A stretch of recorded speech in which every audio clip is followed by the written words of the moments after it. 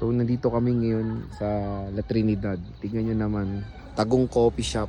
Pero marami rin pumupunta, Guido's Restaurante. Dito tayo ngayon. Dami rin coffee shop dito. So check natin to. Tara. Bisita tayo. Siya fast food. No outside drinks. Si Jeffrey. Tara. Saan ba sa baba? Kundo. Kundo. Overlooking. Oh. Yan, may menu na rin daw dun. Menu, utensils.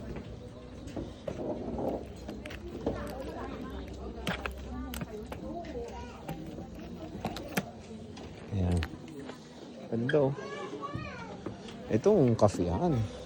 Good job. Mas maganda dito doon sa isa. Dito, no? Shucks, hindi ko kalimutan kung daanan yung bahay mo. Yung? Ganda dito. Gusto nyo mag-coffee, oh. Oh, di ba? Yung mga prices nila. Ano pangalan? Guido's. Nonus. Oh, yan, no, mura lang. 110. Very fair yung price niya, no? Oh, 170 for the non-coffee base. Oh. Ayan, no? Ano? Tingnan, ito yung ice choco. Magkano to? 150, no? Ayan is ice americano. 120. Ito, 170. 170. Mocha latte. So, try natin to. Yeah, mocha latte. Okay naman. Ayoko yung may frap eh. Nakakataba. Wow.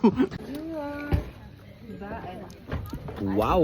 Ang sarap naman. Ang sarap. Tikman mo muna, ang sarap. Oh my god, it's too chocolate. Ang sarap. Favorite to ng anak ko.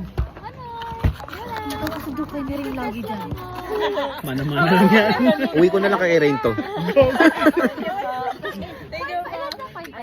Ang sarap. Nandito yung tamis niya kaya kailangan nyo haluin kasi nandun yung chocolate niya. You need to mix it well. Chicken Alfredo and French fries. So, tikman natin to.